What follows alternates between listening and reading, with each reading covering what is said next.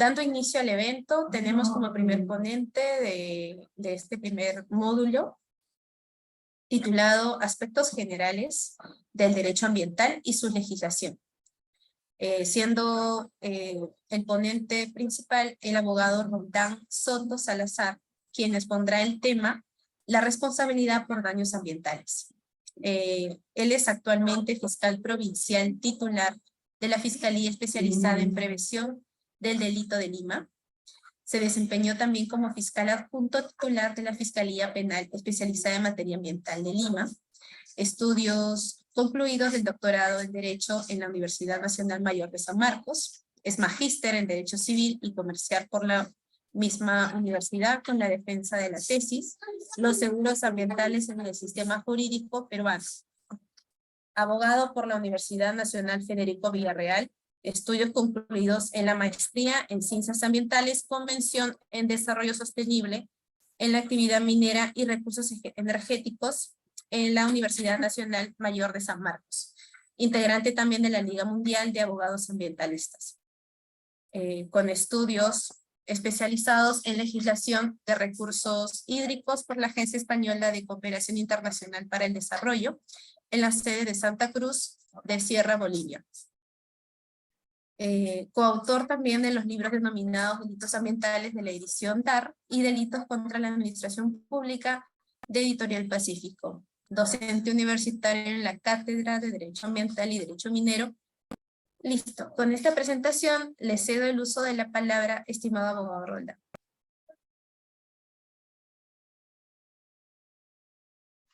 Muchas gracias. Quisiera confirmar si se me escucha en primer lugar. Sí, se le escucha correctamente.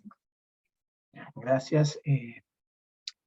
Bueno, mis primeras palabras de agradecimiento por la invitación a los organizadores, a DAR y tanto como a NIDA y tanto como los jóvenes que me permiten estar frente a ustedes y poder compartir este tema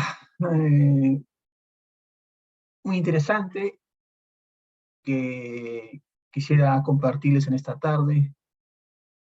Me han delegado 1 hora y media, creo, a mi exposición. Voy a tratar de cumplir esa fecha y no excederme del tiempo asignado para respetar también al siguiente ponente que va a continuar.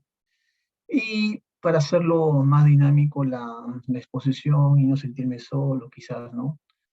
En la virtualidad, voy tranquilamente a lo largo de mi exposición, las personas o participantes que deseen tener alguna pregunta, alguna inquietud, me la hacen saber, ya sea levantando aquí la mano o si no, encendiendo sus micrófonos para hacer alguna pregunta que quisieran tener. Bueno, dicho esto ya, comenzamos. El tema que voy a exponer, no sé si se ve la presentación. Quiero que me confirmen, por favor, ¿se ve la presentación? Sí. Gracias. El tema que me han comentado es la responsabilidad ambiental. Este es un tema que lo vengo elaborando en el doctorado de la universidad y estamos llegando a unas conclusiones que me gustaría compartirlas con ustedes a propósito de esta investigación que vengo realizando. Tengo entendido que en este módulo, en PONIDA, va a haber varios capítulos, varios temas. Dentro de ellos quizás van a tocar ustedes la responsabilidad civil, la responsabilidad penal o administrativa por los daños ambientales. Este tema que debemos ponerles engloba esas responsabilidades, la civil, la penal, la administrativa y quizás la constitucional. Las vías procesales que se tienen para recurrir en aras de una justicia ambiental a través de un proceso penal, un proceso civil, un proceso constitucional o un procedimiento administrativo.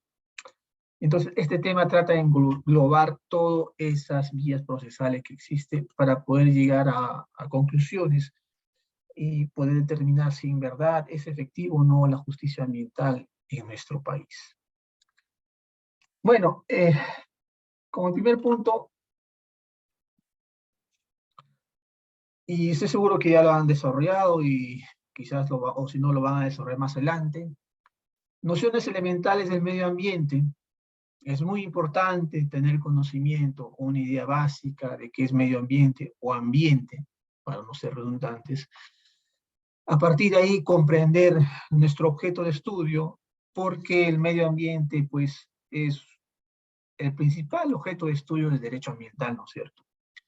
Y este es un concepto de las ciencias de la naturaleza, de la ecología, que el derecho toma prestado para señalar un objeto de estudio.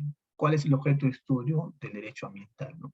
Aquel derecho ambiental como el conjunto de normas, principios, leyes que tratan de regular la actividad, la relación del hombre con el medio ambiente o con su naturaleza. Entonces, el medio ambiente ha sido un concepto que ha venido desarrollándose a lo largo de la literatura de derecho, las ciencias naturales, un concepto muy amplio y también muy restrictivo.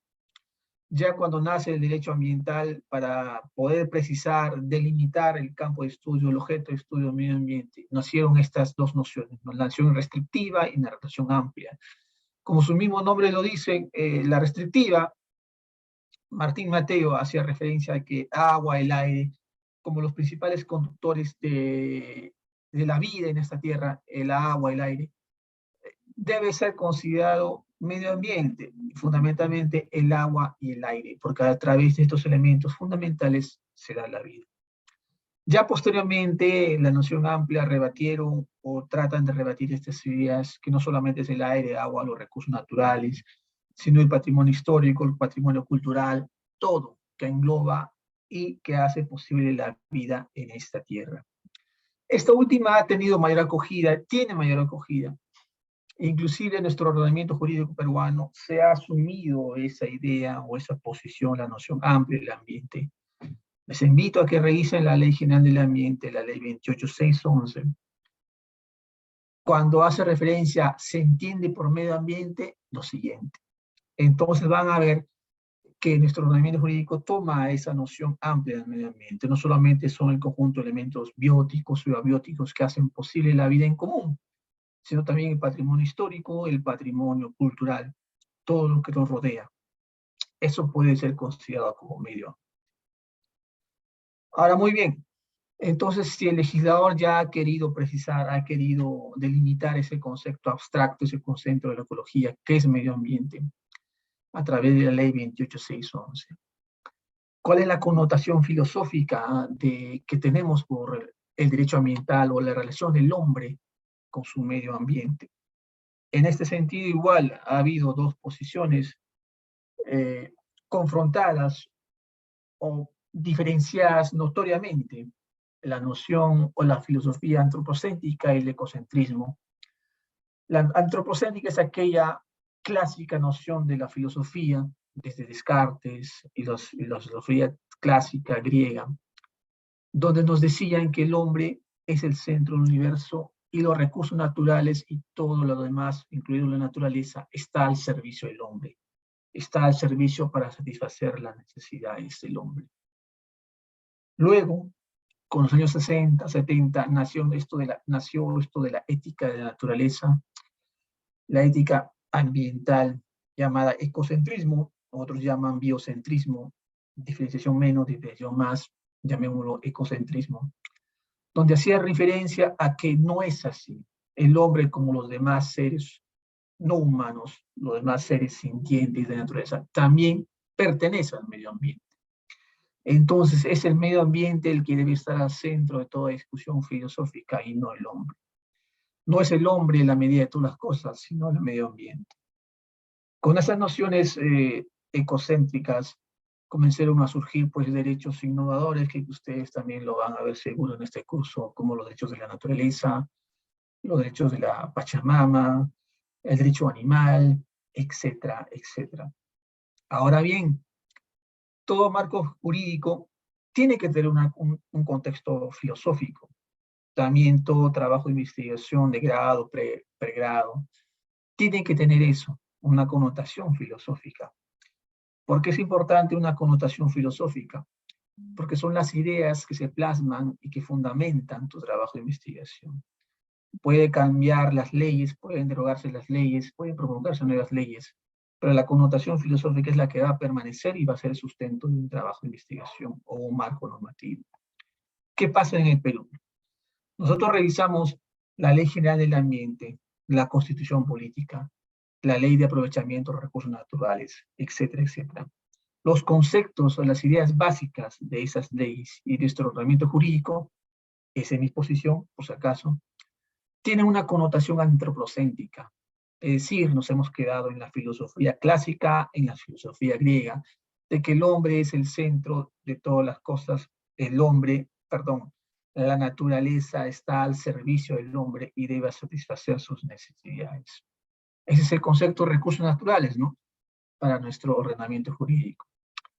Ahora bien, si nuestro ordenamiento jurídico pues tiene esa connotación antropocéntrica, todo lo demás lo va a tener.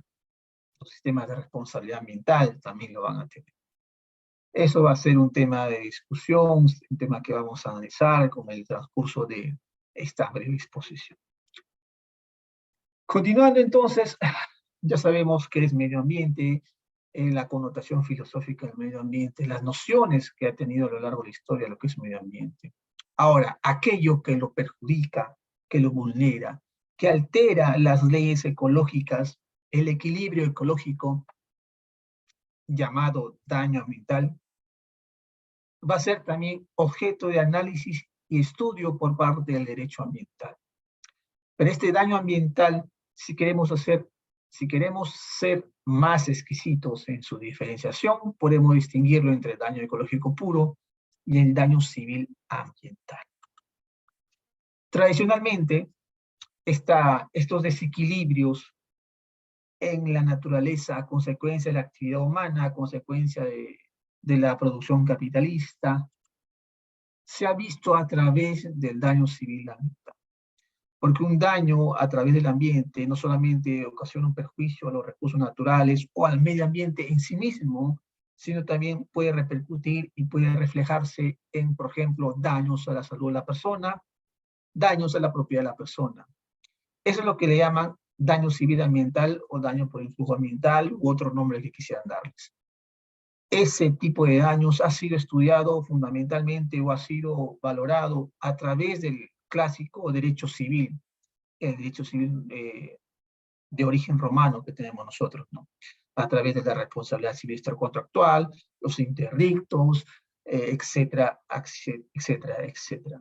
Pero nos hemos olvidado, y últimamente ya hace buen tiempo, se está hablando también de otra noción, otra categoría de daño, que es el daño ecológico puro, o el daño ambiental puro, el daño ambiental público, etcétera, etcétera, etcétera. Ese daño ecológico puro implica que el perjuicio o el daño no repercute necesariamente en la propiedad o en la salud de personas. Puede repercutir en los recursos naturales en sí mismos, en los bienes públicos o en la naturaleza en sí misma, que directamente no se va a reflejar en la propiedad o en la salud de una persona. A ver, ¿cómo distinguimos estos dos tipos de nociones de daños que existen? Un derrame de petróleo en la Amazonía puede causar perjuicios en la salud de la población, de la comunidad que nace ahí. Ahí podemos hablar de un daño civil ambiental. Pero ese derrame de petróleo también puede ocasionar, y generalmente ocurre, no solamente daños o perjuicios a la salud de esa población que se alimenta con las aguas de esos ríos, sino también pues al río en sí mismo o a la naturaleza, al suelo, a los recursos naturales de flora y fauna. Eso es lo que podríamos llamar el daño ecológico puro o el daño ambiental puro. Teniendo esa idea, esas nociones, esa tipología de daños que existe, vayamos un poco a precisar las características del daño ambiental. El daño ambiental rompe los esquemas del famoso derecho de daños. No tiene las características de un daño a la persona, daño a la salud, daño a la propiedad privada. No. Tiene características difíciles de apreciar por parte de nuestro ordenamiento jurídico. Pueden ser intolerables porque sobrepasa lo tolerable, ya no puede ser resistido por la misma naturaleza. Recordemos que la naturaleza tiene leyes propias que lo hacen singular, por ejemplo, la resiliencia, por la cual aquellas pequeñas alteraciones o modificaciones naturales al medio ambiente lo absorbe la naturaleza y se purifica, digamos, ¿no? Un ejemplo, un litro de aceite vertido en el mar, por la resiliencia se diluye y no contamina más el medio ambiente, ¿no? Pero imaginemos ya 40, 50 toneladas de vertimiento sobre el mar, ya va a ocasionar un daño grave, un daño significativo, intolerable. Es ahí donde el derecho debe reaccionar, el derecho ambiental debe reaccionar a través de sus instituciones. El daño ambiental también puede ocurrir de manera instantánea o de manera continua. De manera instantánea, como lo ocurrido en las playas de Ventanilla a causa de las actividades de la empresa Rexona. O daño ambiental puede ser de carácter continuo a través de un largo proceso a lo largo del tiempo de manera continuada o reiterativa. Por ejemplo, la contaminación por los vertimientos de aguas residuales de las plantas de tratamiento sobre los ríos, o la contaminación del aire a consecuencia de los vehículos de transportes obsoletos, antiguos que circulan por la capital de Lima a lo largo de varios años. Un daño o un perjuicio continuo a lo largo de este tiempo. Pero el daño ambiental también puede ser acumulativo. El daño ambiental también puede ser microdaños. Cuando hablamos de los microdaños, esto implica que de manera aislada ese daño quizás no puede ser reiterativo, no puede ser significativo e intolerante. Pero si lo tomamos como un conjunto, varios microdaños en sí, la sumatoria de estos sí podría implicar un daño intolerable, un daño grave hacia el medio ambiente. Puedo citar ejemplos de la realidad. Un camión que tiene residuos de la construcción vierte una camionada de sus residuos en un río. Podrían decirme los ecologistas o las personas, esto es insignificativo, no va a contaminar demasiado el lecho del río. Pero si hablamos de 1, 2, 3, 4, 5 camiones que continuamente van dejando sus residuos en el río, esos aparentes microdaños ya se convierte en algo más significativo, ¿no es cierto? Algo más intolerable, ¿no? ¿Cómo vamos a responsabilizar en ese caso? ¿De manera conjunta a todas o una persona en particular? También el daño puede ser actual o un daño futuro. Actual cuando los efectos perjudiciales se manifiestan en un determinado tiempo. Por ejemplo, el derrame ocasionado en Ventanilla a consecuencia de las actividades de la empresa Repsol. El daño fue actual. La comunidad, los pescadores, las playas, están sufriendo los perjuicios que ha ocasionado este derrame. Ahora, el daño futuro, porque los perjuicios pueden manifestarse mucho más adelante. Inclusive esta generación no lo va quizás a sentir los efectos negativos del daño ambiental, sino quizás las generaciones futuras, o nuestros hijos, o los hijos de nuestros hijos. Un ejemplo que puedo citar así al extremo es en las realidades que pasó en la posguerra de Vietnam. Los soldados veteranos que volvieron de esa guerra, en que estuvieron expuestos al famoso agente naranja, ese agente que vertían en toda la selva de Vietnam como una estrategia militar. Las personas que estuvieron expuestos a ese agente naranja, sus generaciones, llámese sus descendientes, hijos, sufrieron las consecuencias de esa contaminación de estos soldados, naciendo con malformaciones congénitas, enfermedades, etc. Es decir, ya la generación futura puede sufrir los efectos del daño ambiental. Entonces, esas son las principales características que tiene el daño ambiental como aquella institución que trata de responder el derecho ambiental para prevenirlo, evitarlo y, de no ser posible eso, repararlo, compensarlo o indemnizar. Si no tienen alguna duda hasta aquí, vamos a continuar con la exposición. No sé si habrá alguna pregunta ¿Hasta aquí? Se puede revisar por el chat si hay una pregunta también, ¿ya? Por si acaso, a ver, voy a ver.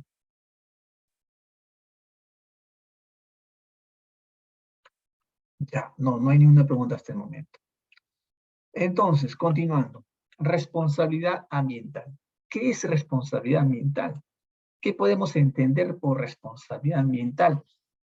He tratado de ensayar este pequeño concepto como la serie de obligaciones de conservar, restaurar, remediar, compensar e indemnizar cuando existe un peligro, un riesgo potencial de un daño, o cuando ya se ocasiona ese daño, responder por las consecuencias que hemos hecho, responder por nuestras acciones. Ese es un concepto generalísimo de lo que podríamos entender por responsabilidad ambiental. Y si queremos ser un poco más precisos, la responsabilidad ambiental implica que aquella persona que ha ocasionado un daño al ambiente tiene que restaurarlo, rehabilitarlo, reparar, compensar e indemnizar.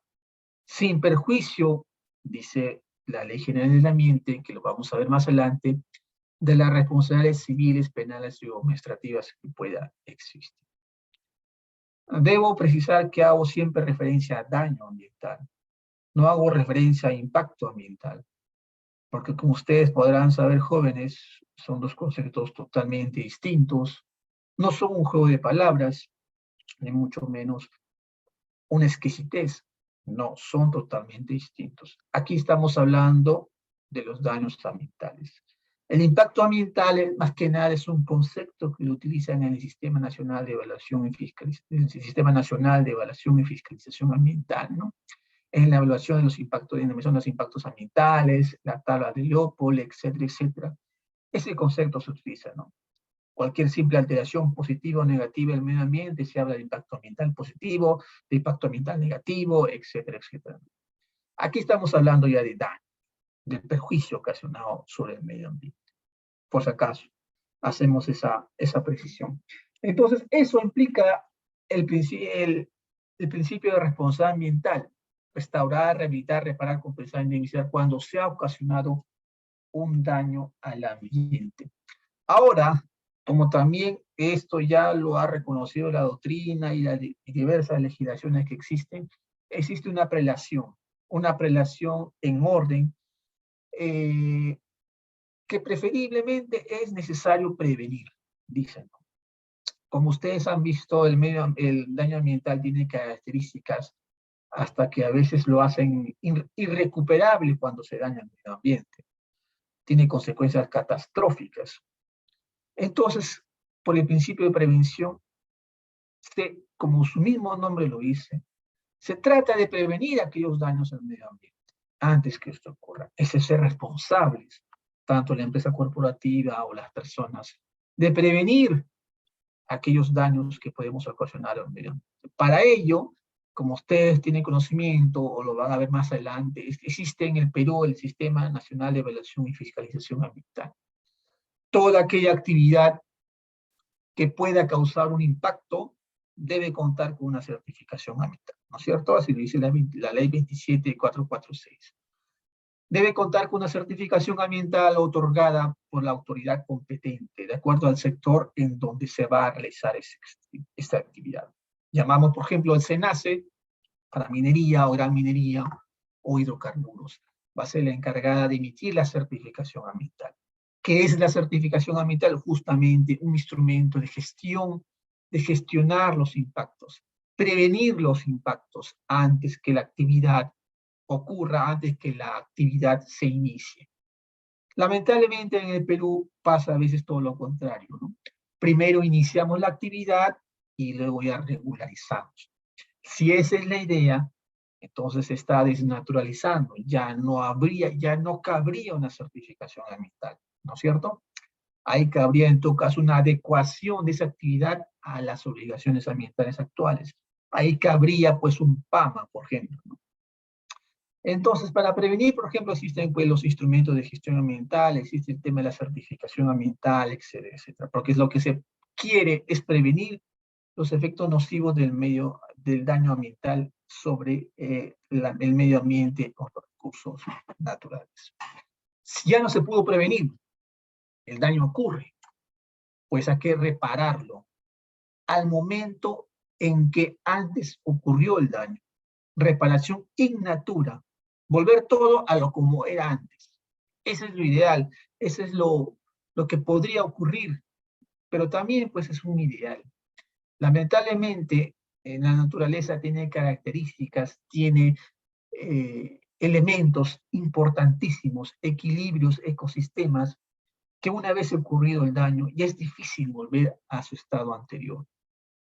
Por eso justamente se procura la prevención antes que la represión. Esa es la primera prelación. Ocurrido el daño, hay que restaurar a lo que antes era, mediante la reparación in natura o reparación natural que le digo, ¿no?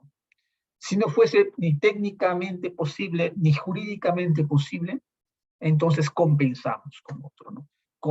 Reparando otro o reemplazando ese medio ambiente sobre otro, ¿no? Se contaminó una laguna, no podemos reemplazarlo, no podemos repararlo in natura, entonces compensémoslo quizás con otra laguna, artificial o natural, qué sé yo. Ese es compensar, compensación ambiental. Esa sería la tercera prelación. Ahora lo último sería, pues, si técnicamente o científicamente no se puede reparar in natura, no puede haber compensaciones, cabría una indemnización monetaria, ¿no? Indemnización monetaria que justamente en moneda, en dinero valorizado, debe ser destinado a las acciones de remediación, reparación, limpieza, etcétera, etcétera, del lugar, materia de contaminación. Mi pregunta va, el derrame ocurrido en Ventanilla por las actividades de la empresa Repsol. La idea es entonces reparar in natura. ¿Se logrará esa reparación in natura? ¿Qué tiempo ha pasado ya desde ese derrame? Si no se puede reparar, ¿habrá una compensación ambiental? Si no se puede compensar, ¿habrá una indemnización por los daños ocasionados? Tengo entendido, hasta cierto punto, que hay procedimientos administrativos pendientes o ya multas impuestas por OEFA a Repsol, e inclusive una demanda de Indecopi, si más no me acuerdo, por estos temas. Lo ocurrido en Ventanilla es un ejemplo de todo el desafío de nuestro sistema jurídico. Cómo el Perú y su sistema jurídico y su régimen jurídico ambiental va a reaccionar ante este daño ambiental grave ocurrido en Ventanilla. Déjenme decirles, pues, que creo que los hechos responden a mi pregunta, ¿no? Nuestro sistema jurídico se ha visto rebasado ante ese tipo de daños. Lamentablemente no es la primera vez que ocurre ese tipo de daños. Quizás es el daño que mayor cobertura periodística ha tomado, pero no necesariamente es eso. Ni tampoco va a ser la última. Va a ocurrir daños, ojalá que no sea así, pero va a ocurrir daños quizás hasta peores. Entonces nuestro sistema jurídico debe estar adaptado a ese tipo de ocurrencias, ese tipo de daños. Nuestro sistema jurídico, penal, civil, administrativo, constitucional, debe responder a esos desafíos. No solamente de nuestro sistema jurídico, sino también de las personas que aplican ese sistema jurídico para responder a esos desafíos.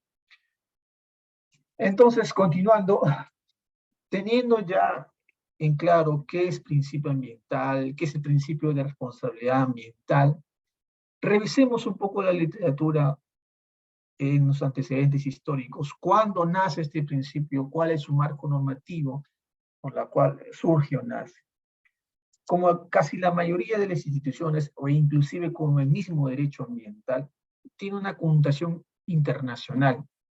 En 1972, en la Declaración de Estocolmo, en Estocolmo, se reúnen varios países, varios representantes de varios países, justamente para analizar la problemática ambiental que se estaba surgiendo a partir de los años 60. En los años 60 comienzan a ver las denuncias, por la problemática ambiental. Raquel Carson, con su obra famosa Primavera Silenciosa, comenzó a denunciar los efectos nocivos del plaguicida sobre el medio ambiente, etcétera, etcétera. Y así, diferentes personas.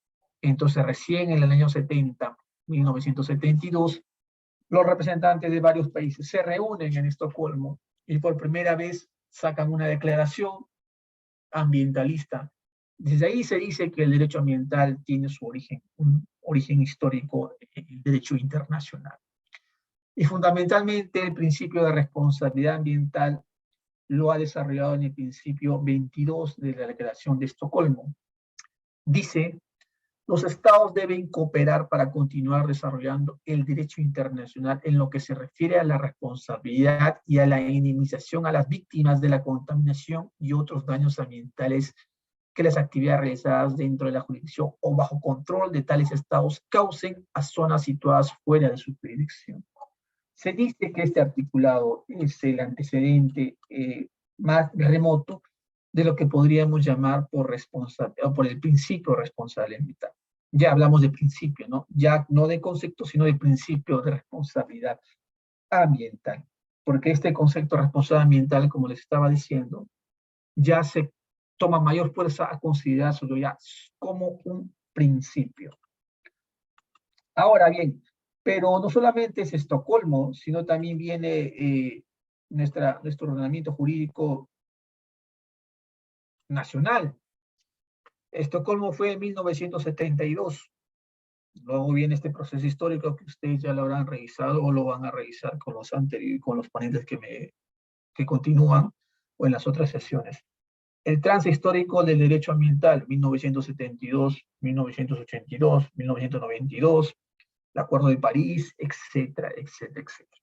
¿No es cierto? Ese es el transcurso histórico en el marco internacional del derecho ambiental. Es Estocolmo y también en el 1992 en Río de Janeiro, la Declaración de Río de Janeiro, aquellas declaraciones internacionales que consolidan con mayor fuerza los principios del derecho ambiental, aquellos principios que aún no tenemos presente. En 1992, el principio de desarrollo sostenible, ¿no es cierto? A partir de los antecedentes del informe Brundtland en 1982, con la Comisión Brundtland, ¿no? Entonces, en esos momentos históricos surgen los primeros principios elementales del derecho ambiental, también del principio de responsabilidad ambiental, ¿no es cierto? Les hablé de Estocolmo en 1972. En nuestro país, ¿qué pasó?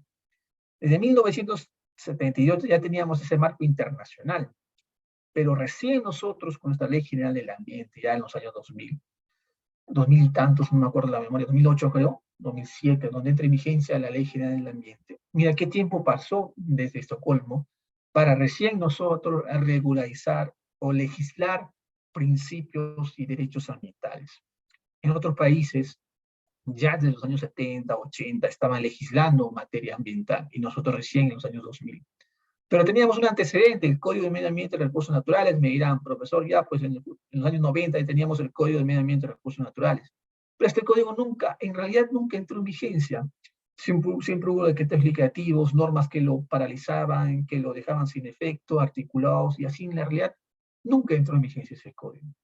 Es que en los años 90 nuestro país vivía una recesión económica, crisis económica, política, social, que necesitaba recursos, necesitaba inversión extranjera, inversión privada para poner en marcha la maquinaria de nuestra economía nacional. Entonces, se vio el tema ambiental, a la connotación ambiental, como un obstáculo para las inversiones públicas, inversiones privadas, para la economía. Por eso nuestro Código de Medio Ambiente y Recursos Naturales nunca, en puridad, nunca entró en vigencia. Es recién con la Ley 28611 de la Ley General del Medio Ambiente, o Ley General Ambiental, donde estos principios y derechos ambientales se positivizan y entran en vigencia. Y en el tema que estamos hablando, el principio de responsabilidad ambiental, también en su título preliminar, artículo 9, doy lectura a lo siguiente. ¿Qué dice nuestra Ley General del Ambiente con respecto al principio de responsabilidad ambiental? Dice, artículo 9, el causante de la degradación del ambiente y sus componentes, sea una persona natural o jurídica, pública o privada, está obligado a adoptar inexcusablemente las medidas para su restauración, rehabilitación o reparación, según corresponda, o, cuando lo anterior no fuera posible, a compensar en términos ambientales los daños generados, sin perjuicio de otras responsabilidades administrativas, civiles o penales a que hubiera lugar. Ese es el principio de responsabilidad ambiental.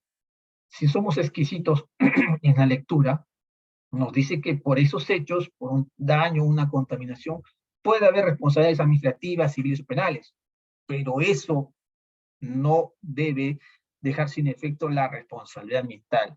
Aquel que causa un daño tiene la obligación de repararlo, remediarlo, restaurarlo, etcétera, etcétera, etcétera.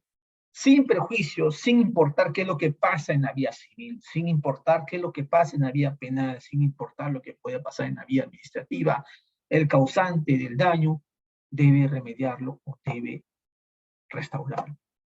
Pregunta, caso Repsol, y es como la cuarta, quinta vez que hablo de este caso. Lo hablo quizás porque es uno de los casos más emblemáticos que tenemos, lamentablemente, tenemos en la actualidad. ¿Cómo entendemos el principio de responsabilidad ambiental en el caso Repsol? Tenemos procedimientos administrativos sancionadores, tenemos multas impuestas a Repsol, tenemos una demanda del Indecopia contra esta empresa, y seguro tenemos también pues un proceso penal por delito de contaminación.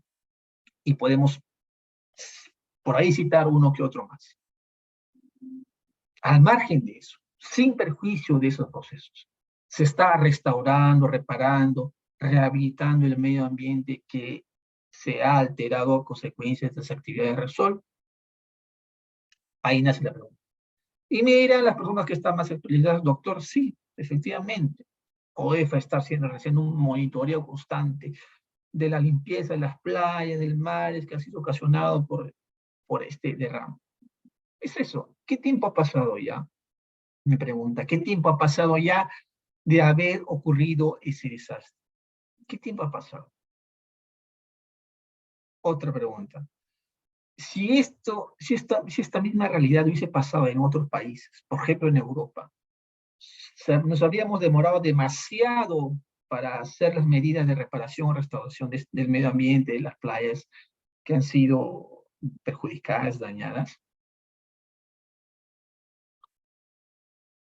Esa es otra pregunta que lanzo a la audiencia a través de la virtualidad. Ahora, pero nuestra ley general del ambiente, no solo el artículo 9 hace referencia al principio de responsabilidad ambiental, sino ¿cuál? El artículo 147. Y esto lo voy a también leer para compartir con ustedes el análisis de este articulado. Y dice lo siguiente. La reparación del daño ambiental consiste en el restablecimiento de la situación anterior al hecho lesivo al ambiente o a sus componentes, y la indemnización económica del mismo.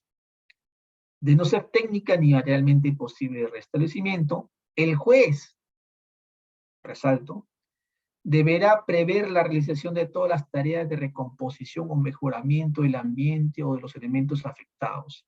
La indemnización tendrá por destino la realización de acciones que compensen los intereses afectados o que contribuyan al cumplimiento de los objetivos constitucionales respecto del ambiente y de los recursos naturales. ¿Qué dice el articulado? Se debe reparar el medio ambiente en una cuestión de in natura, de no ser técnica ni jurídicamente posible eso. El juez dice, deberá prever todas las tareas, todas las medidas para recomponer o mejorar el ambiente dañado. Y la indemnización tendrá como único destino las acciones para la limpieza o la restauración del medio ambiente y los recursos naturales. Ahora, ¿por qué resalto esa lectura del artículo 147? Por lo siguiente, ¿no? Como dice la doctrina, cito a Fue Valencia, que a su vez cita a Gómez Pack, en efecto, este articulado se alude al juez porque, así como a lo indemnizatorio, son funciones que le corresponden únicamente a la justicia. Pero actualmente existe la tendencia de que esta reparación, remediación, se realice en sede administrativa. En primer término, el artículo 147 hacernos referencia a que el juez deberá tomar todas las medidas posibles para la reparación o la restauración del medio ambiente, hace referencia a la justicia, vale la redundancia, a la justicia del Poder Judicial, a la jurisdicción que tienen los jueces. No hace referencia a los jueces administrativos o a los vocales o funcionarios administrativos. No hace referencia a eso. Eso no fue la idea del 147 y este autor peruano así lo confirma, ¿no? Pero me dirán, profesor, pero en el nivel administrativo tiene ciertas ventajas que al nivel jurisdiccional para regular la reparación. Vamos a verlo más adelante eso para poder responder a esa pregunta. Entonces, ¿cómo se viabiliza el principio de responsabilidad ambiental? ¿Cómo? ¿De qué forma yo accedo a la justicia ambiental para lograr la reparación, remediación, compensación, restauración o indemnización cuando ocurre un daño ambiental? ¿De qué forma? ¿Cómo? Tenemos en el Perú estos clásicos procesos, el proceso penal, proceso constitucional, proceso civil y el procedimiento administrativo. No hay otro, jóvenes, no hay otro. Esos son los 4 macroprocesos que existen en nuestro ordenamiento jurídico. Cuando ocurre un daño ambiental, cualquier persona, empresa, puede recurrir a esos 4 procesos que existen en nuestro ordenamiento jurídico. Mi tesis, o lo que yo vengo evaluando, y este es como un adelanto ya a lo final, que esos 4 procesos no son efectivos, no sirven para lograr la eficiencia del principio de responsabilidad ambiental. No ayudan, no coadyuvan a la reparación, remediación, restauración del medio ambiente dañado. Y hasta el momento voy a precisar por qué. La doctrina nacional dice que no hay otra forma de viabilizar el principio de responsabilidad ambiental, solamente existe en sede administrativa, civil o penal, para poder responsabilizar ambientalmente a cualquier persona. Eso dice la doctrina nacional, eso es lo que tomo, eso es lo que asumimos, porque eso es lo que está pasando, ¿no? Este es un pequeño cuadrito que quiero compartir con ustedes, lo que vengo elaborando en la investigación del doctorado. Existen estos 4 procesos únicamente en el Perú, ¿no? El proceso penal, el procedimiento administrativo, el proceso constitucional y el proceso civil. Cuando ocurre un supuesto de daño ambiental, y este a su vez se caracteriza por ser puro, o daño ecológico puro, o daño ambiental puro, la persona o el Estado puede recurrir a la responsabilidad penal, administrativa o constitucional a través de un proceso penal, procedimiento administrativo o un proceso constitucional. Pero cuando ocurre un daño ambiental por influjo ambiental, un daño a la propiedad privada, a la salud de las personas a consecuencia de un perjuicio ambiental, la persona afectada, la que tiene legitimidad, puede recurrir a un proceso civil para hallar la responsabilidad civil, ¿no? Obtener así una indemnización por lucro cesante o daño emergente. Eso es lo que actualmente existe en nuestro ordenamiento jurídico. A un proceso penal vamos a arribar una sentencia condenatoria, a días multa, quizás una pena privativa de libertad, a una reparación civil. En procedimientos administrativos vamos a obtener una multa administrativa, unas medidas correctivas, una infracción, etcétera, etcétera. En un proceso constitucional vamos a obtener o podemos obtener una paralización o dejar sin efecto un determinado proyecto, una sentencia constitucional a través del famoso proceso de amparo, el proceso de amparo ambiental que se suele recurrir, ¿no? Y en el proceso civil ya, como dijimos, podemos obtener una indemnización, lucro cesante o daño emergente. Vayamos a desarrollar cada uno de estos. Proceso penal, procedimiento administrativo, proceso constitucional y proceso civil. Vayamos a desarrollar cada uno de ellos para ver sus ventajas y desventajas y qué tan eficiente es o no para responder ante un daño ambiental. Proceso civil. Como me han dado a entender que este curso generalmente está dirigido hacia estudiantes de derecho, egresados o titulados. No soy yo el indicado, porque quizás no soy especialista en procesal civil, pero tenemos nociones generales que en el proceso civil, ante un supuesto daño ambiental, tenemos que recurrir a los famosos llamados intereses difusos, ¿no? Tenemos que recurrir a nuestro Código Procesal Civil o texto único ordenado del Código Procesal Civil para invocar los intereses difusos del artículo 82 o 81, si la mente no me falla, para poder recurrir a un proceso civil, a un proceso de demanda civil por daños y perjuicios. Este proceso civil, este daño, será de carácter de responsabilidad extracontractual, claro. Este daño no nace de un contrato, no, sino nace de una relación extracontractual. Por eso, cuando ocurre un daño, un daño ambiental, las personas suelen recurrir al proceso civil a través de una responsabilidad civil extracontractual. No hay otra, no hay otra. Pero la responsabilidad civil extracontractual puede ser de carácter subjetiva o de carácter objetiva, ¿no es cierto? Ya la doctrina ha hablado demasiado de esto, ha escrito demasiado de esto y ha aceptado casi por unanimidad que ante un supuesto de daño ambiental, la responsabilidad será de tipo objetiva por el riesgo creado o riesgo aumentado de esta actividad, basándose o teniendo como fundamento legal el artículo 1970 del Código Civil. Ahora, ¿es eficiente o no es eficiente el proceso proceso civil o el proceso de responsabilidad extracontractual de riesgo objetivo del artículo 1970 del Código Civil? Eso no es efectivo, se está logrando la reparación ambiental o no en estos casos. ¿Qué dice la doctrina y qué es lo que hasta el momento estamos averiguando, estamos investigando? Varios autores también ya lo han manifestado, que la responsabilidad extracontractual fue diseñada y pensada en daños interindividuales entre partes perfectamente definidas. La responsabilidad civil extracontractual está pensada sobre bases del derecho romano, sobre bases privatistas, sobre intereses privados o colectivos, quizás pero no sobre intereses difusos, no está pensado sobre daños difusos como una característica del daño ambiental.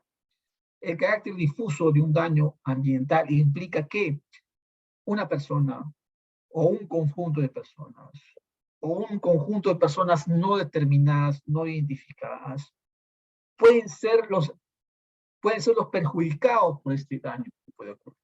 Estuvimos hablando que inclusive que las generaciones futuras o nuestras futuras generaciones hasta inclusive pueden ser los que recaen los efectos nocivos del daño. Entonces es totalmente distinto. El proceso civil o la indemnización por daños y perjuicios no ha sido pensado en este tipo de daños. Existen nociones, existen teorías, posturas que pretenden modernizar la responsabilidad civil, ¿no? Extracontractual, modificarla, modificar nuestro Código Civil, modificar nuestro Código Procesal Civil para hacer más amplio la legitimidad, para que también el daño ambiental pueda verse un proceso civil. Hay estas reformas, hay estas ideas de reforma, estas ideas de renovación.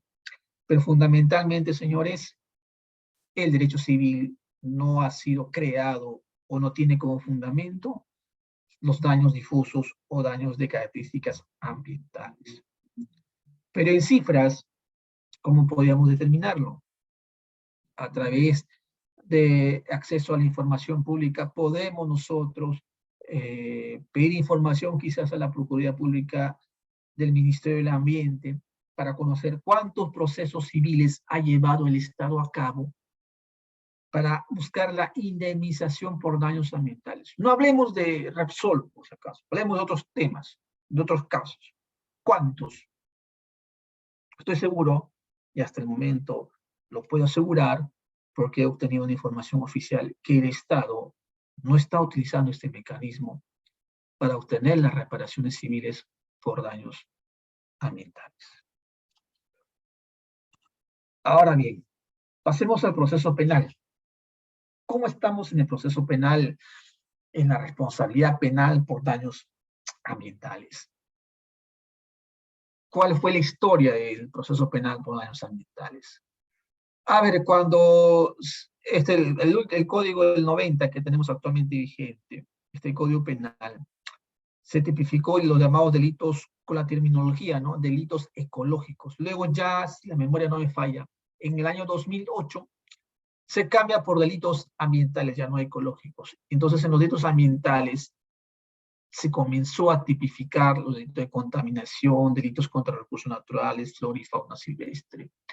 En el año 2008 también se inauguran o entran en funcionamiento las primeras fiscalías especializadas en materia ambiental en Lima, Arequipa, Trujillo, etcétera, etcétera. Actualmente ya se cuenta también con más fiscales a nivel nacional especializados en materia ambiental, los famosos FEMAS, ¿no? Luego, del año 2008 a la actualidad. Por el otro lado, por el lado del Poder Judicial, aún no se cuenta con jueces especializados en materia ambiental en los procesos penales, salvo, creo, Madre de Dios, por la envergadura que tiene ese sitio, por los daños que viene ocasionando ese sitio. En el Perú no existe aún la especialidad de jueces en materia ambiental para que vean estos procesos penales, estos delitos penales, perdón, estos delitos ambientales. Estoy hablando de jueces especializados, estoy hablando de aquellos jueces que la Junta Nacional de Justicia o la Academia exige como requisito para ingresar a esas plazas con esos nombres, jueces especializados en materia ambiental, para que justamente vean estos delitos ambientales. Hasta el momento no le existe, jóvenes. La especialidad no te da el cargo, la especialidad no te da la experiencia, sino a través de requisitos de lo que la Junta Nacional de Justicia puede establecer, o pueden crearse plazas para juzgados especializados. No le existe aún, jóvenes. Pero me dirán, doctor, pero ya en Lima, por ejemplo, existen jueces especializados. Sí, juzgados que se crearon, pero no jueces especializados, totalmente distinto. Hago mi salvedad que sí, he conocido jueces muy valientes que han tenido la entereza de llevar a cabo los procesos penales por delitos ambientales, pero también existe el otro lado. La especialidad no te lo da el cargo, no te lo da 1 o 2 años de experiencia, sino te da a lo largo del tiempo que uno puede especializarse en esos temas, en los conocimientos, en las capacitaciones que reciben los jueces. De nada sirve que por el lado del Ministerio Público tenga las fiscalías especializadas en materia ambiental desde el año 2008, y por el otro lado, jueces que todavía no cuentan con la especialidad ambiental como requisito en el cargo, no como juzgados, como requisito en el cargo. Y abro paréntesis, el caso de Lima es aún más grave. Tenemos o teníamos, como el antiguo código, juzgados especializados en materia ambiental, aduanero, tributario, bolsa de valores, lo metían, todas las especialidades la han puesto a un juez. Imagínense, humanamente es imposible que un juez maneje todas esas especialidades. Sin embargo, he conocido a algunos jueces que han sido valientes y han manejado ese desafío que han tenido. Con el nuevo Código Procesal Penal tenemos un juzgado de investigación preparatoria y un juzgado que se encarga de ver los juicios orales. En esos lados, en el juez juzgado de investigación preparatoria y en los jueces que ven el juicio, ¿contamos con la especialización en materias ambientales? No, no lo contamos. Ahora bien, ¿qué ocurre si pasa un daño ambiental, no? O un delito ecológico o un delito ambiental? Se inicia un proceso, puede iniciarse una investigación penal a través de pedido de parte o de oficio. Se inicia toda esta investigación. Se realizan las diligencias necesarias, las diligencias preliminares, se formaliza la investigación. Luego de formalizar la investigación, puede llegarse a una acusación penal, y luego se pasa a la etapa intermedia con el control de acusación. Luego se llega a juicio oral, y luego del juicio oral llegamos a una sentencia. Todas esas etapas, especialmente los procesalistas saben más de eso, todos los procesalistas penales, todas esas etapas, diligencias preliminares, etapa intermedia y juicio, no es rápido. No es demasiado rápido para decir que podemos lograr la justicia ambiental o la reparación ambiental del daño ambiente en 1 o 2 años. No lo es, jóvenes. Aquellos que tienen experiencia en procesos, investigaciones por delitos ambientales, me darán la razón. Salvo, pues, terminaciones anticipadas, principio de oportunidad, salidas alternativas que podrían buscarse mayor rapidez en los procesos o en las investigaciones. Sí, salvo eso, no lo niego. Pero son las excepciones. La regla general es que tenemos que esperar hasta la sentencia, y una sentencia inclusive firme, porque puede ser apelada, para lograr a partir de ahí quizás la reparación o indemnización. Que el juez ordene la reparación o la indemnización del daño ocasionado a consecuencia de ese delito incurrido. ¿Por qué? Vuelvo al inicio, el artículo 147 de la Ley General del Medio Ambiente, ¿no? Que dice, el juez es el que determina las medidas para remediar el medio ambiente. Entonces, jóvenes, imagínense, pues, recorrer 4 o 5 años de investigación, de juicio oral, y llega la sentencia, y llega inclusive una sentencia absolutoria, o llega una nulidad. Imagínense, ¿no? Aquí no interesa a las personas. El tema de responsabilidad ambiental no interesa la pena que te van a imponer. Lo que interesa es la remediación del medio ambiente. No me interesa si le dan pena efectiva o pena suspendida, no me interesa. Lo que nos interesa es la reparación del medio ambiente. Pero la vía penal, desde mi punto de vista, no es eficiente para lograr la reparación. No es la vía idónea. Podemos buscar la pena efectiva, la sanción de la persona, pero no necesariamente vamos a lograr la reparación ambiental de manera rápida y o oportuna. Creo que hay una pregunta en el chat. A ver, la pregunta de Carla Gallo Marcas, si es que está conectada, si es que me escucha, dice, ¿puede explicar por qué el Estado no está utilizando el derecho civil en la reparación ambiental en el caso de ventanilla, en el caso de derrame de ventanilla? Sí lo puede explicar, lo que no lo puede es justificar. Ese es el tema. Les dije anteriormente que el proceso civil tampoco es un medio adecuado para lograr una reparación. Y el Estado viene utilizando la vía administrativa, ¿no? A través de la UEFA para lograr la reparación o la remediación del medio ambiente. Ya vamos a tocar el procedimiento administrativo. Si es idóneo, viable o no para lograr la reparación ambiental. Ya lo vamos a tocar. No nos adelantemos, pero como a consecuencia de esta pregunta, sí lo podría explicar. Porque el Estado no está utilizando el vía civil porque es ineficiente la vía civil, pero no lo podría justificar, ¿no? Por lo menos el Estado debe intervenir en ese punto, en ese tema, ¿no? A ver, continuemos. Entonces estábamos en el proceso penal y también pues el proceso penal tiene particularidades. Los penalistas saben perfectamente de esto, tienen que individualizarse el responsable. Aquí no hay responsabilidad en masa, no hay responsabilidad conjunta o responsabilidad solidaria, no. Cada persona es responsable de sus actos, de sus propios actos u omisiones. Entonces, en una investigación penal, en un juicio, tenemos que identificar al responsable. Imagínense una corporación, una empresa como Repsol, individualizar a las personas o persona que por su acción u omisión ha ocasionado ese desastre, ha ocasionado ese derrame. Imagínense individualizar. Tenemos que escruñir, investigar las relaciones de la empresa, sus estatutos, su reglamento de organización y funciones, su reglamento, sus directivas internas de la empresa para saber cómo funciona esta empresa y para poder determinar quién tuvo el deber de cuidar el medio ambiente en ese momento, en el momento que ocurrió el delito ambiental, el delito ecológico.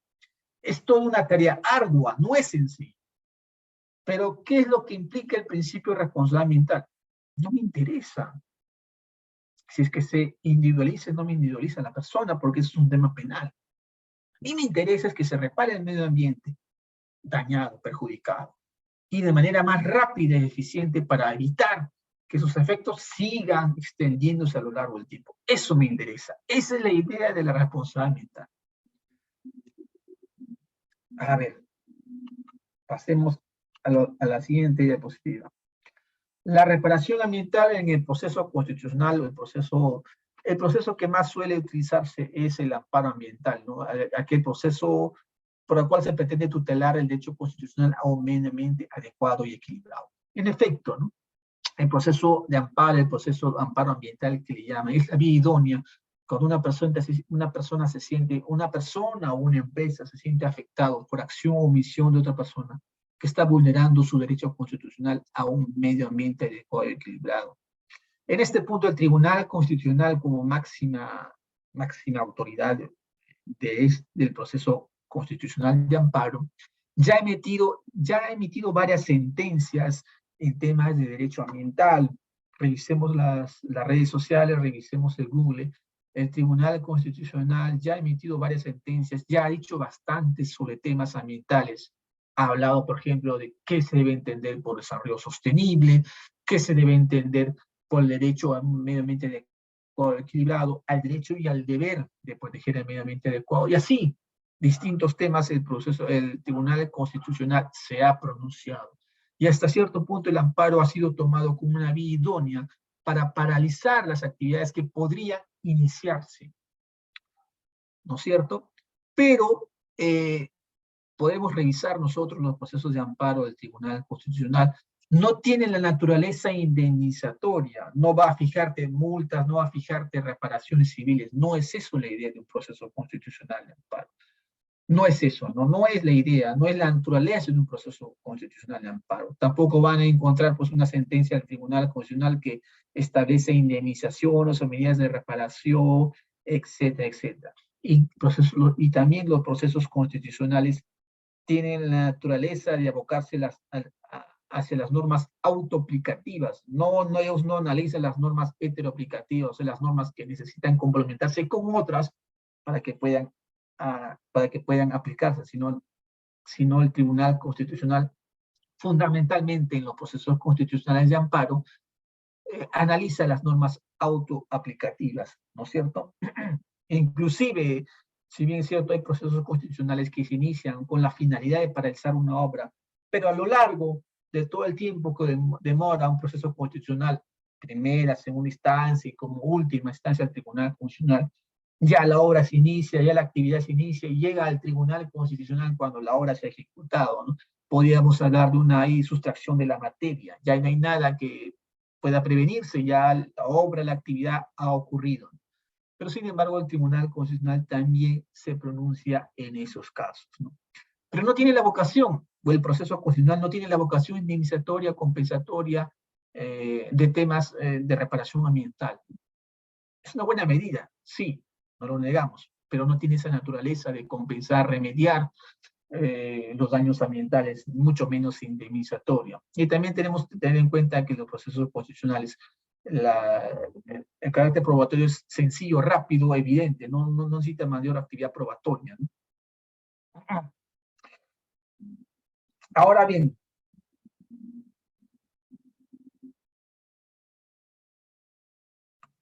¿qué podemos nosotros, aquí les está hablando de las normas autoaplicativas, que fundamentalmente son aquellas normas que el Tribunal Constitucional analiza en un proceso constitucional de amparo, porque cuando son normas heteroaplicativas, el Tribunal Constitucional no analiza y simplemente declara improcedente una demanda de amparo.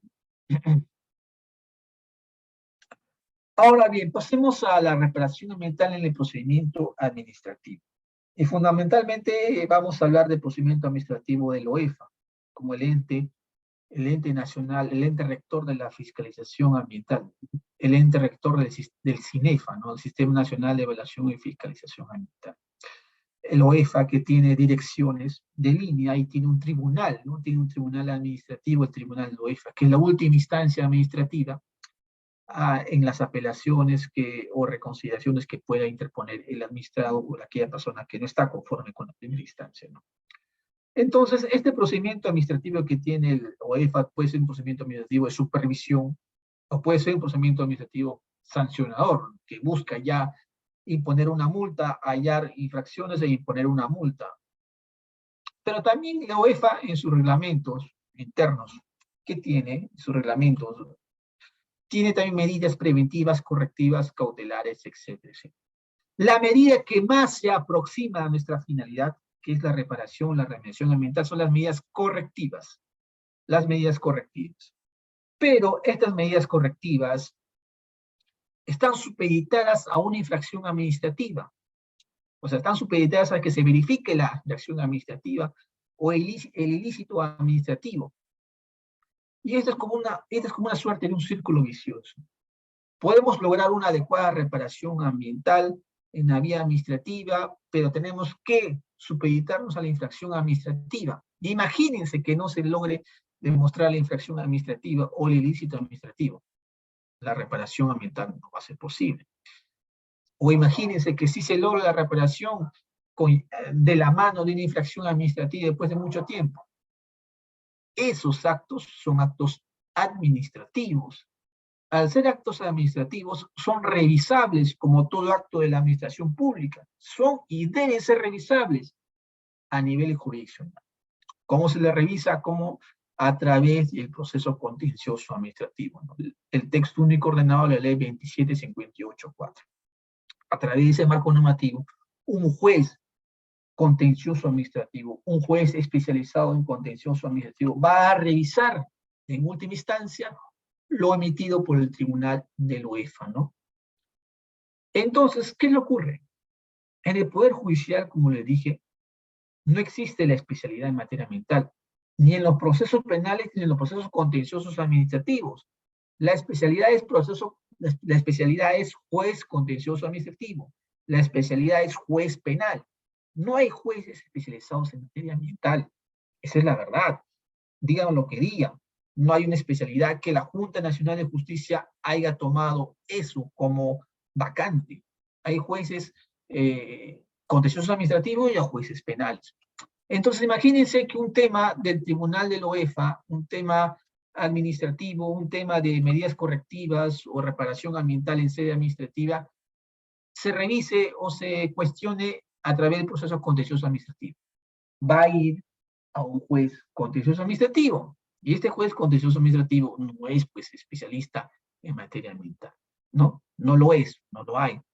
Y esto, a su vez, puede recurrir a una apelación a una sala, ¿no? A una sala contenciosa administrativa que tampoco tiene la especialización en materia ambiental. Entonces, igual, a nada, estamos recurriendo a nada, no contamos con la especialización en el proceso contencioso administrativo. ¿Qué puede ocurrir? Una multa impuesta a Repsol, OEFA puede ponerle millonarias multas a Repsol, pero esta empresa, así como las empresas que están alrededor de Repsol, pueden cuestionar esas infracciones administrativas, y de hecho lo van a hacer, salvo aquellos pagos voluntarios que pueden hacer, pero esas infracciones administrativas, esas multas administrativas, tranquilamente los abogados de Repsol pueden impugnarlo. En primera instancia, en segunda instancia, acaba la vía administrativa, pueden recurrir al Poder Judicial. Y en el Poder Judicial, pues ustedes saben, el tiempo es el primer escollo en la justicia ambiental. Se demora demasiado. Entonces, la finalidad de reparar, remediar el medio ambiente dañado, sin perjuicio de la responsabilidad penal o administrativa, no es eficiente. Vamos a esperar años todavía quizás para lograr una sentencia firme en segunda instancia, o quizás una casación, no sé, para que las medidas de reparación sean eficientes o puedan ejecutarse. Yo considero que esa no es la idea, o esa no debe ser la idea de la responsabilidad ambiental. No me interesa qué es lo que pueda pasar en la vía administrativa, tú me tienes que reparar, remediar, compensar el medio ambiente dañado. Las medidas correctivas son adecuadas, sí, son una medida eficiente que puedan buscar la reparación, pero son actos recurribles, jóvenes. Son actos recurribles. Y además se da en un ámbito de justicia administrativa, no jurisdiccional. Y como ustedes han revisado el artículo 147, las medidas de reparación o remediación deben darse a través de un juez que ordene las medidas de reparación o restauración. Es decir, esa es la vía idónea, como dijo también la doctrina que he citado. Es a través de esta justicia, a través de jueces, tribunales, una justicia abierta, que se podría llegar al lugar a la reparación o remediación del medio ambiente. La justicia administrativa, es cierto, tiene sus ventajas. Por ejemplo, ¿cuál es? Es más rápida, más eficiente, más especializada. Pero imagínense, pues, es recurrible, es impugnable. ¿A través de qué? De un proceso contencioso administrativo. Y en el proceso contencioso administrativo vamos a tener lo mismo, de jueces que no tienen la especialidad en materia ambiental. A ver, revisemos. Otra de las desventajas de los procedimientos administrativos, de las medidas correctivas, los procedimientos administrativos que lleva a cabo EFA, son de carácter reservado. Son de carácter reservado los procedimientos administrativos. Inclusive OEFA tiene un reglamento, tiene una directiva, que especifica que los procedimientos administrativos son reservados. Es decir, solamente lo conocen las partes, el que está siendo investigado administrativamente y la administración. Nadie más, hasta que por lo menos la sanción administrativa quede firme, es reservado. Por experiencia propia les puedo decir que es más reservado inclusive que un proceso penal. Un proceso penal es más reservado inclusive eso. Entonces, ¿dónde está la participación de las personas? Las que deben participar en las acciones de remediación. ¿Dónde está la participación de esas personas? ¿Dónde? La idea de la justicia ambiental o de la justicia ecológica que se está llamando últimamente, es la participación pública de las personas en procesos abiertos, en procesos públicos, para lograr la remediación o la reparación ambiental.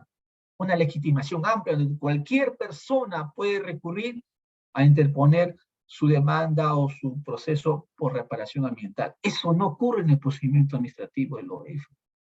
Son reservados, netamente reservados, y eso lo puedo decir con motivo y causa, razón y circunstancia, como quien dice. En los procesos penales, como ustedes saben, es necesario contar con el informe fundamentado. Y los informes fundamentados lo emite la entidad de fiscalización ambiental competente en el sector. Ha habido casos donde OEFA, por ejemplo, en gran y mediana minería, y otros sectores, que es competente para emitir el informe fundamentado.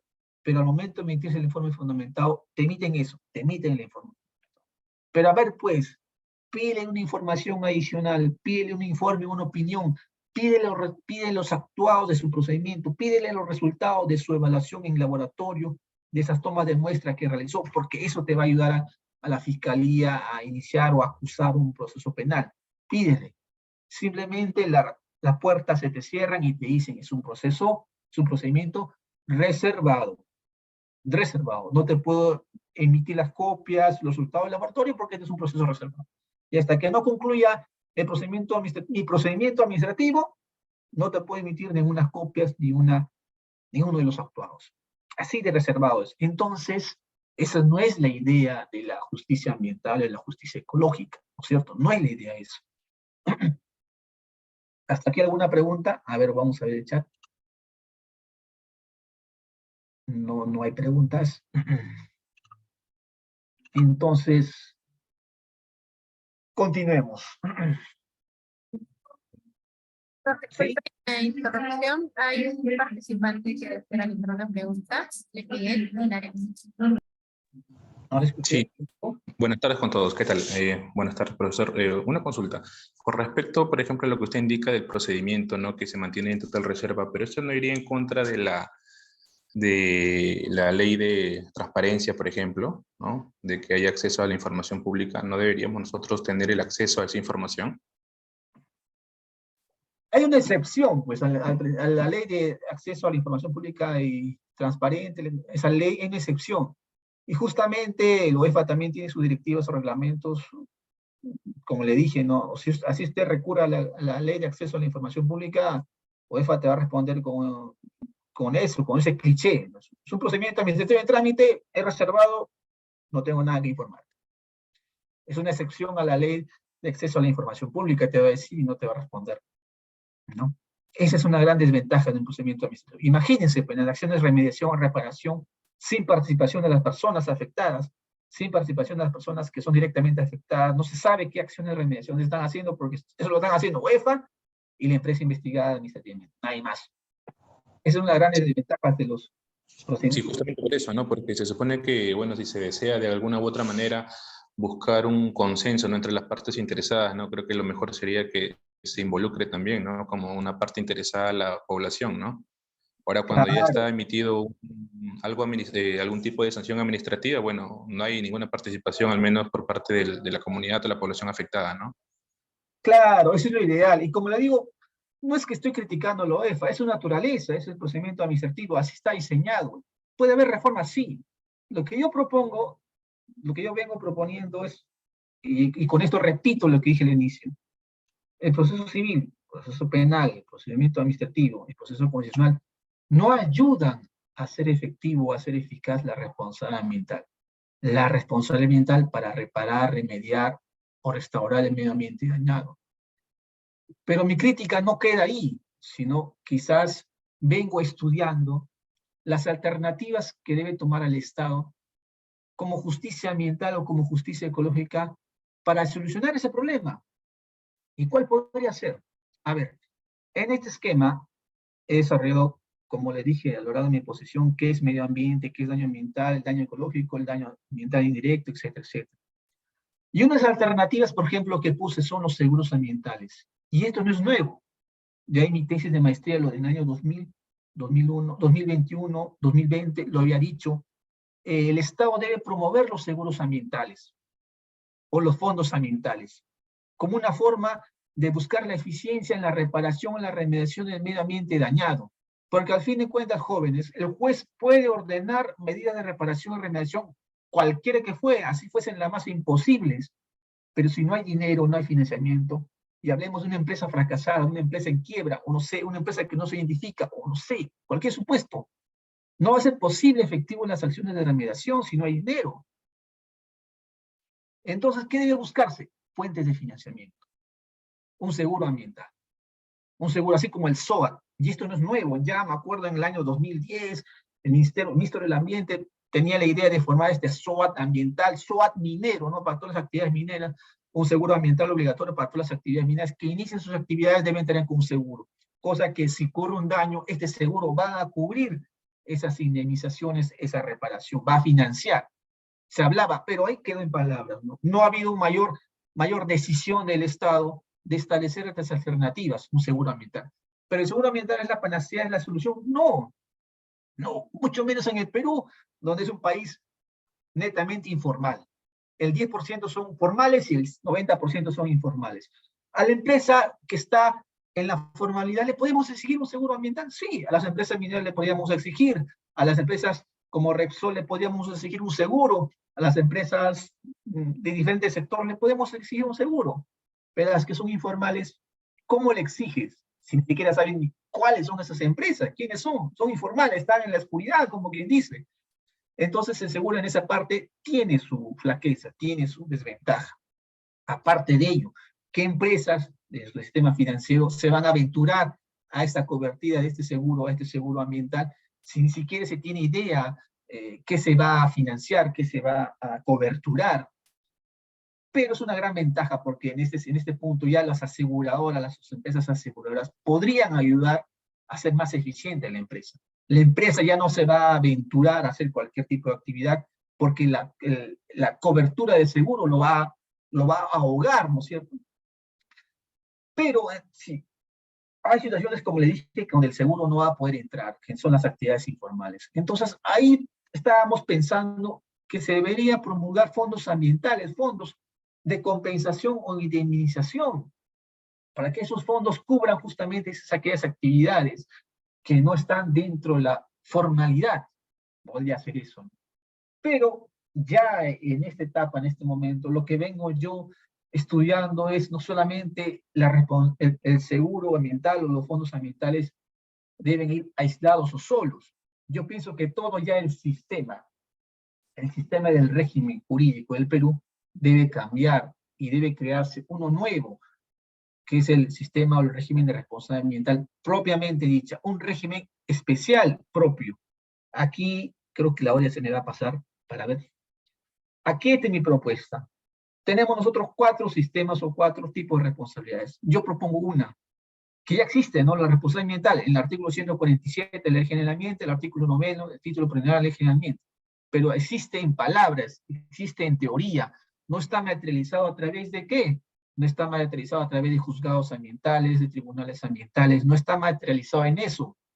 Entonces yo propongo un proceso ambiental que solamente busque la reparación o la remediación del medio ambiente dañado. Que no me interese llevar a la cárcel a una persona, que no me interese ponerle la multa a esa persona, que no me interese paralizar la obra. Únicamente me interesa reparar, remediar el medio ambiente dañado. Si se logra eso a través de un seguro, un fondo ambiental, estaríamos cubriendo varias cosas. Uno, la carencia de especialización en los juzgados, tribunales que he mencionado. 2, estaremos cubriendo esa falta de financiamiento para cubrir las iniciaciones o las acciones de remediación. Podríamos cubrir esos 2 frentes. Lógico, tendrá sus críticas, tendrán sus disertaciones, tendrán sus, no sé, sus desventajas, pero ¿saben qué? Esta es la tendencia actualmente que se está dando a nivel mundial. Y un ejemplo de eso es, por ejemplo, el Tribunal Nacional de la India o los tribunales ambientales de Chile. En los tribunales nacionales de la India, los tribunales no solamente están conformados por abogados, sino por ecólogos, ambientalistas, naturalistas, científicos. Porque temas ambientales es eso, señores, es transversal. Los abogados no podemos irrogarnos de saberlo todo, mucho menos temas ambientales. Debemos contar con un ecólogo, un ecologista, naturalista, un biólogo, etcétera, etcétera. Y si ese tribunal está conformado por ese tipo de profesionales, ya va a tener más legitimidad, sus decisiones, creo yo, van a ser más serias, porque los abogados podemos incurrir en muchos errores, más aún si no somos especialistas en temas ambientales, ¿no? Y en Chile también existen esos tribunales ambientales. Si contaríamos con unos tribunales ambientales que solamente tengan que ver con el proceso ambiental, con la reparación y remediación ambiental, y a su vez que tengan como competencia revisar todo pronunciamiento de la administración pública en temas ambientales, estamos también pues solucionando o tapando ese vacío de que carecen de especialización los jueces contenciosos administrativos. Sería una adecuada medida, si es. No es nueva, no es reciente, no se crea como quien dice, no estamos descubriendo la pólvora, ya en otras realidades, en Chile, en la India, se está dando. Y creo yo, esa es la versión o esa es la tendencia. Porque a través de estos juzgados, estos tribunales propiamente ambientales, estamos poniendo la naturaleza en el centro de la discusión jurisdiccional. Estamos poniendo la naturaleza desde una visión biocéntrica o ecocéntrica, donde la naturaleza como sujeto de derechos sea ya la importante para remediar o reparar el medio ambiente. Ya no el hombre, ya no la persona. No nos interesa si se va a la cárcel, si paga una multa o tengo que pagar una multa. No, nos interesa el medio ambiente. Y como centro de ese interés hay que buscar la reparación y la remediación. Fíjense en el tema de Repsol. ¿Qué hubiese pasado si ya nos hubiésemos adelantado a esa envergadura de ese daño? Y hubiésemos tenido un tribunal que revise las acciones que está realizando UEFA. Y hubiésemos tenido un tribunal que revise las remediaciones que está realizando Repsol, ¿no es cierto? Pero, como quien dice, a veces con los golpes aprendemos. Y esperemos que con este daño que ha ocasionado Repsol a las playas de nuestro litoral, tengamos alternativas para poder solucionar este problema y no vuelva a pasar lo que está pasando ahora, ¿no? Todo un desafío tanto para la justicia penal, administrativa, constitucional. El tema de Repsol, ¿no? Lamentablemente les tengo que decir que aún las playas, algunas playas no han sido remediadas totalmente. Y miren qué tiempo ha pasado ya. Miren qué tiempo ha pasado ya. La empresa Repsol tenía un seguro para ese tipo de desastres. Y mi pregunta, no sé, mi pregunta, pero ¿qué hubiese pasado si nuestro sistema jurídico le exigía a esa empresa un fondo ambiental o un sistema de seguros? Quizás ya las acciones de remediación hubiesen sido más rápidas porque tenemos el financiamiento, ¿no es cierto? Ya lo tenemos. Por aquí veo una pregunta del chat. A ver. Es importante el trabajo interdisciplinario, puesto que la parte técnica en remediación es fundamental. Claro, un juez no va a andar de la mano solo para lograr las medidas, para dictar las medidas de reparación y remediación. No, tiene que contar con técnicos, especialistas para lograr la remediación. Eso no está pasando actualmente. En la justicia peruana no está pasando actualmente. Mirar la justicia administrativa, sí, ya, está bien, pero ya les dije las desventajas que tiene la justicia administrativa. En la justicia jurisdiccional, vale la redundancia, propiamente dicha, no está pasando. Como le dije, podemos llegar a una sentencia firme, condenatoria, a un caso ejemplar, pero en ejecución de sentencia, ¿quién dicta las medidas de reparación? Lo tiene que dictar el juez, solo, desde su tribuna, ¿no es cierto? ¿Y quién lo tiene que ejecutar? ¿Quién tiene que cumplir las medidas de reparación y remediación? ¿Quién? Todavía no hemos entrado a trabajar eso en un proceso penal. Por eso es fundamental la especialización de los tribunales, de los jueces en esos temas, ¿no? Para evitar pronunciamientos sacados de la cabeza, sacados del bolsillo, que puede generar impunidad a los verdaderos responsables. Entonces, creo que he cubierto el tiempo que se me ha brindado. quisiera terminar simplemente con esta reflexión. Crear un auténtico régimen de responsabilidad ambiental mediante tribunales especializados jurisdiccionales ayudaría a reconocer el verdadero lugar que ocupa el ambiente dentro de las prioridades del Perú. Esa es una de las posturas, esa es una de las tesis que vengo estudiando, vengo reforzando en el doctorado y espero pueda tener un buen puerto final. Les agradezco por sus minutos, por haberme escuchado, les agradezco su tiempo, no sé si hay alguna pregunta o alguna sugerencia, encantado de responderles ahora. Si no, a través de los organizadores, ellos tienen mi correo, tienen mis celulares, podemos compartir estos y otros temas apasionantes del derecho ambiental. Muchas gracias. Muchas gracias, estimado doctor. Agradecemos también esta oportunidad en participar como ponente y poder atribuirnos un poco más el conocimiento de la responsabilidad ambiental.